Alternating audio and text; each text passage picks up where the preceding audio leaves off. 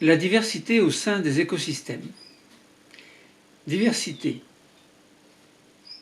écosystème. Voilà deux mots importants.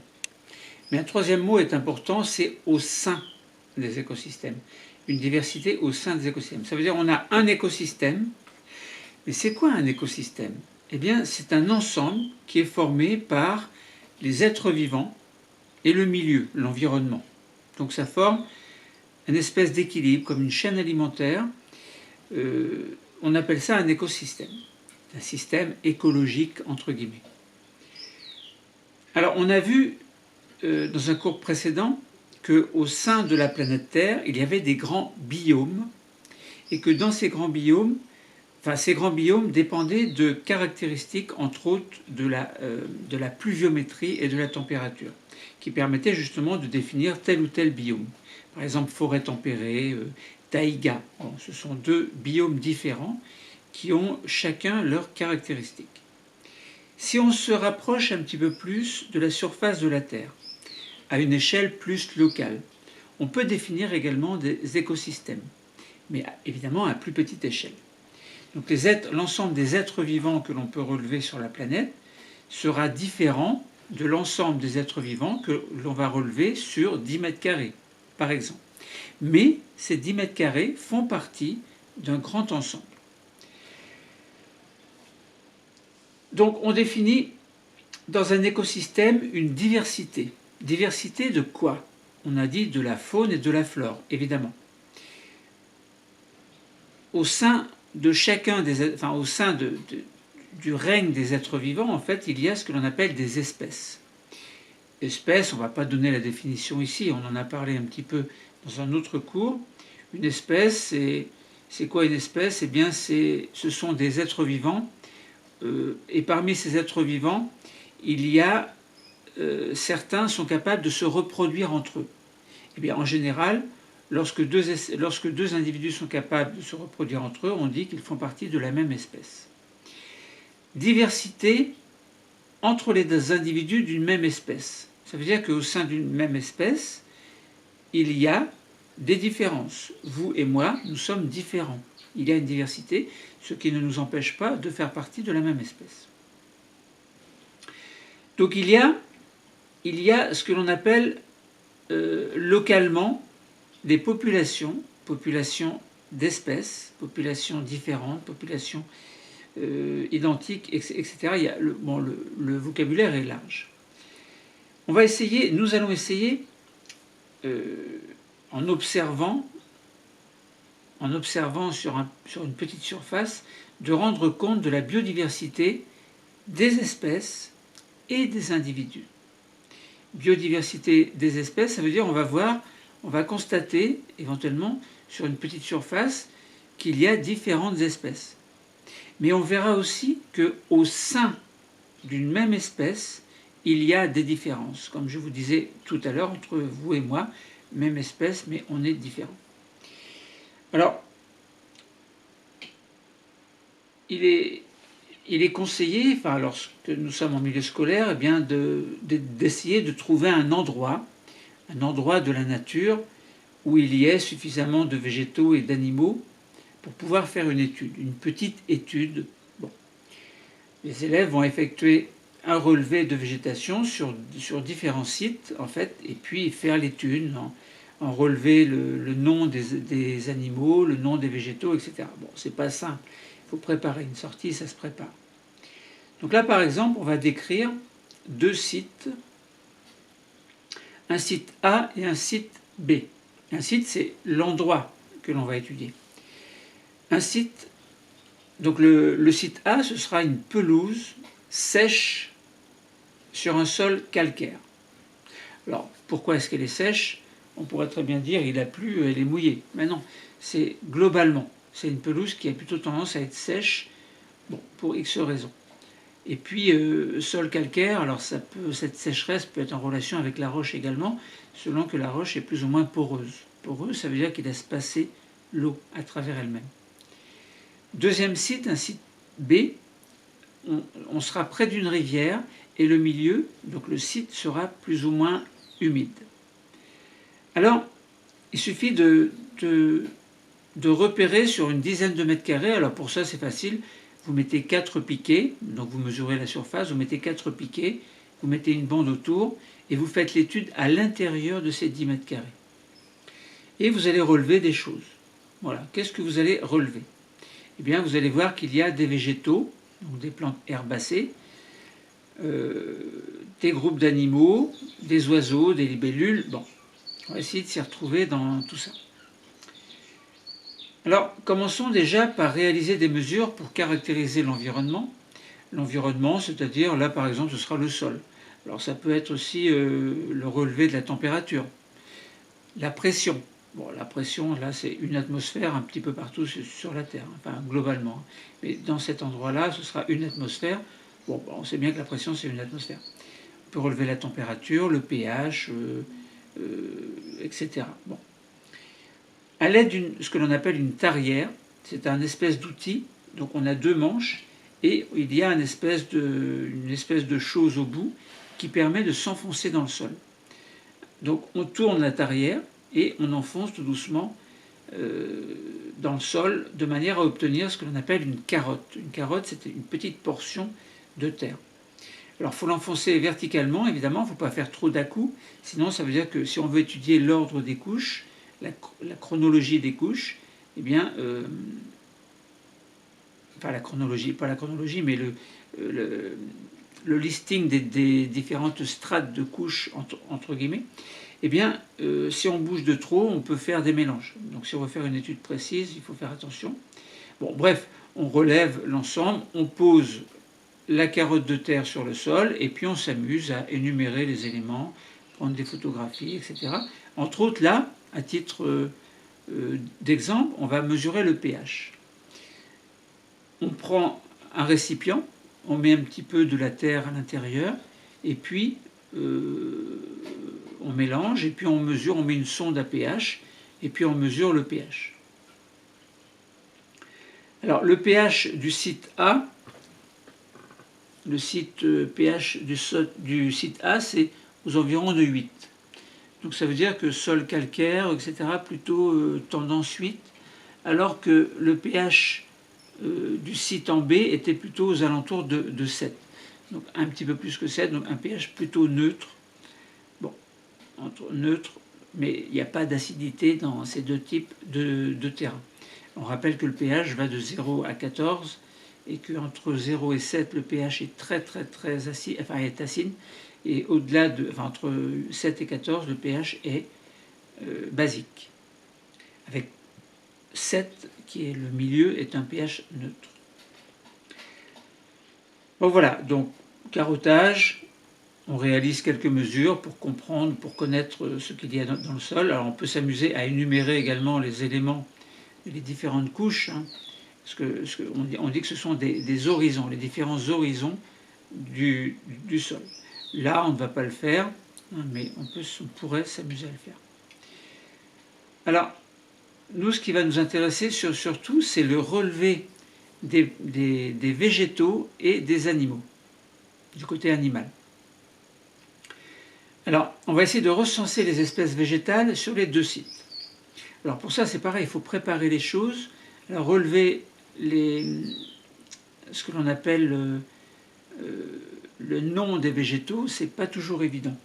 Alors il existe une application que vous allez pouvoir mettre sur votre téléphone qui s'appelle PlanteNet. PlanteNet, ça permet quoi? Eh bien, ça permet... Alors déjà, il faut vous inscrire, et puis donc il faut préparer à l'avance. Donc vous allez prendre une photo d'une plante, par exemple d'une fleur. Et vous allez envoyer cette photo sur l'application PlanteNet. Et bien en retour, vous allez proposer, ou plutôt on va vous proposer un nom, et vous allez valider ou pas. Donc si vous voyez que la fleur, alors vous pouvez envoyer donc une fleur, vous pouvez envoyer la tige, les feuilles, les fruits, les racines. Puis au retour, donc on vous propose un nom. Et si vous voyez que cette plante ressemble vraiment à ce que ce que l'on vous propose ressemble vraiment à ce que vous voyez sur le terrain, eh bien vous pouvez dire oui, c'est bien cette plante-là. Par exemple, le brome érigé.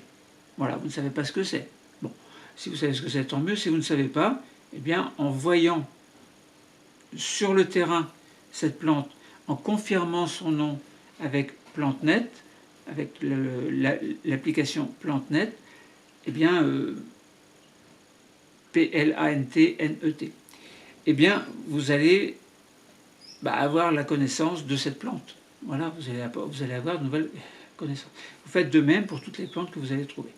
Bref, alors on va préparer dans un tableau, on va mettre le nom des plantes dans un tableau, et dans une deuxième colonne, donc une première colonne, une deuxième colonne, vous allez marquer un relevé avec les lettres, la lettre R, ou le numéro 1 ou le numéro 2. Si vous mettez le numéro 1, ça veut dire que sur vos 10 mètres carrés, la plante fait plus de... sur vos 10 mètres carrés, la plante représente plus que 10% de la surface. Si vous mettez le numéro 2, la plante fait moins de 10%. Alors si vous êtes pile à 10%, vous mettez 1, enfin vous mettez pas 1, mais vous laissez 1 en fait. Bon, donc dans les deux cas, donc on est à plus ou à moins. Après, il y a les limites entre beaucoup plus, beaucoup moins, tout ça. Mais bon, ça c'est encore autre chose. Et après, si vous voyez par exemple une seule plante, une plante qui est isolée, vous mettez grand R. Vous en voyez une, deux, ça veut dire que le pourcentage de recouvrement est peu important. Mais vous avez vu vraiment telle plante, mais un seul exemplaire. Dans ce cas, vous ne marquez pas 1, vous marquez grand R. R, ça veut dire rare, que la plante est rare. Bref, vous avez compris. Donc vous faites le listing des plantes, vous marquez un numéro 1 ou 2, ou la lettre R. Dans les espèces végétales rencontrées sur le site A, qui est une pelouse calcaire, on a vu le brome érigé, le liseron cantabrique avec numéro 1. Donc ces deux plantes recouvraient plus de 10% de la surface de vos 10 mètres carrés. Il y a de grandes chances que sur le site tout entier, ce soit la même chose. Quoique ça dépend, hein. Bon, parce que des fois on choisit un endroit, il y a beaucoup de telles plantes, et puis on va ailleurs, il n'y en a pas autant. Bon. Ensuite, la sabline des chaumes, le fer à cheval et le thym serpolé représentaient une surface de moins de 10% chacune. Donc on a le numéro 2, et ensuite pour les numéros, pour le R, on avait Ophrys abeille, Ophrys mouche, lin d'Autriche et luzerne naine, représentés en un seul exemplaire ou deux exemplaires au maximum. Donc ça veut dire que ces plantes sont rares mais existent bel et bien. Ensuite, on fait pareil pour les espèces végétales présentes sur le site B, donc en zone humide près d'une rivière. Numéro 1, on a relevé Carex des rives, aulne, glutineux et iris jaune. Et numéro 2, moins de 10%, scrofulaire aquatique, cirpe en jonc. Et c'est tout. Et ensuite pour R, orchis à fleurs lâches, lychnis fleur de coucou, langue de serpent et salicaire commune. Voilà, donc espèces rares. Alors est-ce qu'on a... Donc on a deux sites séparés, le site A, le site B. Chacun a son listing de végétaux. Et on s'aperçoit qu'il n'y a pas de plantes communes aux deux sites. Donc ça veut dire qu'on a deux écosystèmes dont les végétaux sont différents. On a bien deux écosystèmes différents. Donc l'équilibre, la chaîne alimentaire, donc la pyramide alimentaire, enfin la chaîne alimentaire qui est représentée par une pyramide alimentaire entre guillemets, eh bien fait que on a deux écosystèmes locaux qui sont différents. On fait la même chose pour les oiseaux. Alors pour les oiseaux, évidemment, vous ne pouvez pas étudier les oiseaux sur 10 mètres carrés. C'est pas possible. Pour ça, il faut trouver une autre stratégie. Vous asseyez dans un coin, puis vous attendez que le temps passe, vous observez avec des jumelles, avec vos yeux, vous essayez de prendre des connaissances en même temps sur quelles espèces vous pourriez trouver éventuellement sur ce site précis. Donc en vous informant sur un livre, sur Internet, etc. Bon, le relevé des espèces dans leur totalité, espèces animales dans leur totalité. Mais vous, ce que vous avez vu sur le site A, pelouse calcaire, espèces identifiées au cours de la sortie. Vous avez vu, alors on prend l'exemple des élèves qui sont sur les documents, Pipite rousseline, Pouillot véloce et Coucou gris. Mais vous n'avez pas tout vu parce qu'on a recensé un nombre d'espèces totales qui aurait pu être de 11. Voilà. Donc d'autres chercheurs, d'autres scientifiques ont étudié le site et se sont aperçus qu'on pouvait voir jusqu'à 11 espèces différentes d'oiseaux. Zone B, Pouillot véloce, fauvette à tête noire et mésange bleu, 3 espèces trouvées, alors qu'on aurait pu en trouver 8. On aurait pu en voir 8. Bon, vous voyez, est-ce qu'il y a dans les deux cas des espèces communes? Eh bien oui, le Pouillot véloce. On trouve le Pouillot véloce dans les deux endroits. Donc ça veut dire dans la chaîne alimentaire. Si par exemple, pour X raison, dans un endroit, le Pouillot véloce ne pouvait plus vivre, eh bien ça veut dire qu'il peut s'adapter ailleurs. Il peut aller ailleurs. Bon, c'est quand même quelque chose d'important de savoir que des espèces sont capables de s'adapter à différents environnements. Maintenant, il y a des espèces qui sont propres à tel ou tel endroit et on ne peut pas les trouver ailleurs. On fait la même chose avec les libellules, après avoir fait les oiseaux. Alors, les espèces identifiées, dans les deux cas, site A et B, on a vu l'agrillon élégant, dans les deux cas. Donc, un peu comme le Pouillot véloce pour les oiseaux. Donc, l'agrillon élégant a pu s'adapter et est présent donc, sur les deux sites. Dans le site A, on n'a pas trouvé autre chose, alors qu'on aurait pu en trouver 3 autres. 3 autres espèces de libellules. Ensuite, dans le site B, on a trouvé, donc, en plus de l'agrillon élégant, Anax empereur, Caloptérix lierge. Mais on aurait pu trouver 13 espèces de libellules différentes. Voilà. Donc, ce que l'on peut remarquer, c'est qu'on a 2 sites qui correspondent à 2 écosystèmes locaux différents. Chaque site a ses propres végétaux, ses propres plantes, ses propres oiseaux, ses propres libellules. Et il n'y a pratiquement pas de point commun. Alors, au niveau des végétaux, il n'y a pas de point commun, il n'y a pas d'espèce commune aux 2 sites. Par contre, pour les oiseaux, le Pouillot véloce est commun, et pour les libellules, l'agrillon élégant est commun. Voilà. Donc là, on a rendu compte de la biodiversité des espèces, donc espèces différentes, sur les 2 sites. Ça veut dire que la diversité au sein des écosystèmes est bien une diversité d'espèces. On trouve différentes espèces et chaque écosystème avec ses espèces propres est un milieu particulier en soi qui possède sa propre chaîne alimentaire, donc sa propre pyramide alimentaire.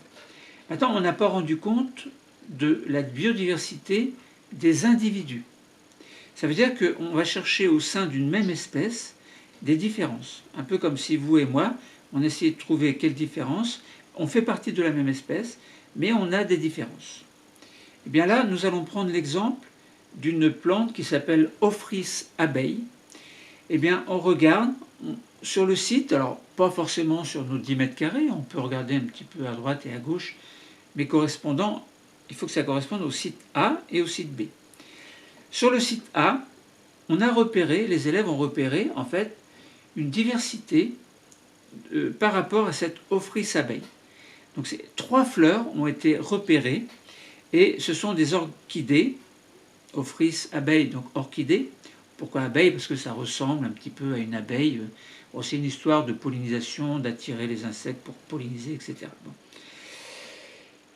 Donc on a 3 pieds différents sur le site A. Elles appartiennent toutes les 3 à l'espèce Ophrys abeille.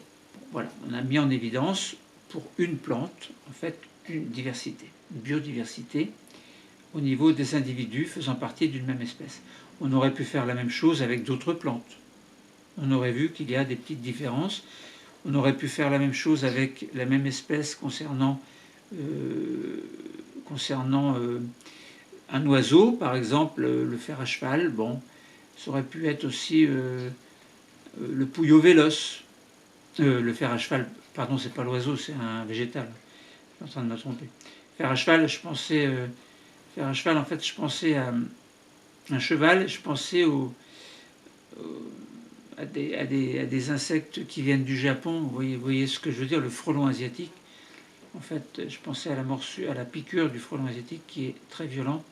Et 3 piqûres, on disait que 7 piqûres de frelons, alors pas de frelon asiatique, mais c'était l'autre frelon, 7 piqûres suffisaient à tuer un cheval. Pour nous, 3 piqûres de frelons suffit à nous tuer. Bon, c'est plus ou moins vrai, mais c'est pas l'objet du tout de l'étude. Bon, bref. Donc Puyo véloce, on aurait pu voir qu'en prenant 3 Puyo véloce qui font partie de la même espèce, on aurait pu voir des différences individuelles. Voilà, donc on a bien compris comment. Alors on a compris comment la biodiversité des espèces et des individus était repérée au niveau d'un site, des sites A, des sites B. Voilà, moi je vous invite à faire un petit peu la même chose, même si vous êtes tout seul, si vous êtes passionné ou simplement si vous aimez la biologie, vous allez dans une forêt, côté d'une mare, vous installez vos piquets, vous mettez une bande autour, et puis vous étudiez les choses qui sont à l'intérieur, vous prenez un petit calepin, prenez des photos, vous faites des commentaires, puis vous mettez tout ça sur YouTube. Voilà, vous m'envoyez le lien et je vais m'abonner à votre chaîne. Bon, donc ça c'est une petite parenthèse. Donc on a pu observer et rendre compte de la biodiversité des espèces et des individus. Voilà, diversité au sein des écosystèmes, nous avons fini. Le cours est terminé. Merci.